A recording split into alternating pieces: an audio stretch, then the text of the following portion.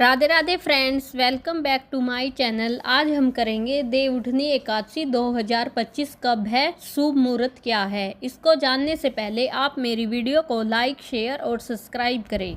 जब सृष्टि में फिर से जागृति आती है, जब भगवान स्वयं निद्रा से उठते हैं, तब आरंभ होती है भक्ति और शुभ कार्यों की नई शुरुआत। यही है देवउठनी एकादशी का दिव्य पर्व। देवउठनी एकादशी, जिसे परबोधनी एकादशी भी कहा जाता है, हर वर्ष कार्तिक मास के शुक्ल पक्ष की एकादशी तिथि को मनाई जाती है। मान्यता है कि इस दिन भगवान श्री हरि विष्णु 4 महीने की योग निद्रा से जागते हैं। इन 4 महीनों को चातुर्मास कहा जाता है। देवउठनी एकादशी के दिन ही सभी शुभ कार्य जैसे विवाह, गृह प्रवेश, मुंडन संस्कार आदि आरंभ किए जाते हैं। देवउठनी एकादशी 2025 की तिथि और शुभ मुहूर्त।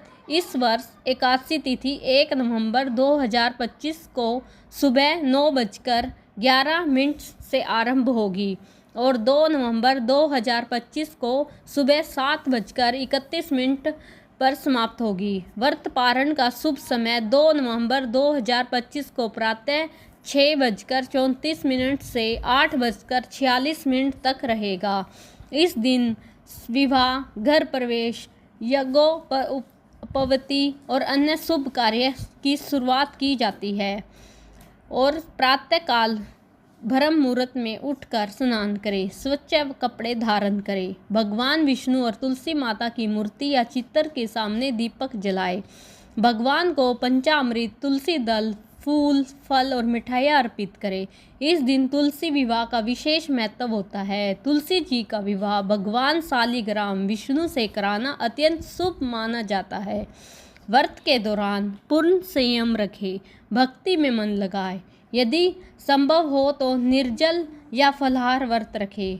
रात्रि में विष्णु या ओम नमो भगवते वासुदेवाय मंत्र का जाप करें। दूसरे दिन प्रातः पारण मुहूर्त में भगवान को नैवेद्य अर्पित कर व्रत का समापन करें। देवउठनी एकादशी का महत्व कहा जाता है कि इस दिन भगवान विष्णु क्षीर सागर से उठकर संसार का कल्याण करते हैं। इस दिन व्रत करने से पिछले सभी पाप नष्ट हो जाते हैं और मोक्ष की प्राप्ति होती है। तुलसी विवाह करने से घर में सुख, शांति, समृद्धि और वैवाहिक जीवन में मधुरता आती है। इस दिन दान पुण्य, दीप दान और भगवान विष्णु की आराधना से अनंत पुण्य फल प्राप्त होता है। देवउठनी एकादशी की कथा। प्राचीन कथा के अनुसार राजा बलि ने तीनों लोक जीत लिए थे।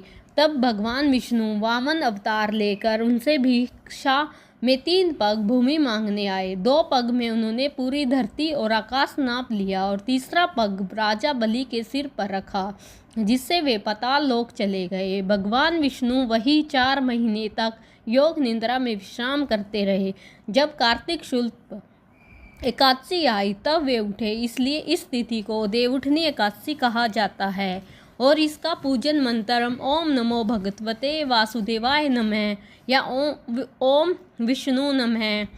देवउठनी एकादशी का व्रत सिर्फ धार्मिक नहीं बल्कि आत्मिक शुद्ध और नव जीवन का प्रतीक है। जो भी व्यक्ति सच्चे मन से इस दिन भगवान विष्णु की पूजा करता है, उसके जीवन से सभी दुख और कष्ट दूर हो जाते हैं, घर में खुशियों का आगमन होता है। जय श्री हरि विष्णु, जय तुलसी माता। अगर आप लोगों को मेरी ये वीडियो पसंद आई है तो आप मेरे चैनल को लाइक, शेयर और सब्सक्राइब करें। राधे राधे।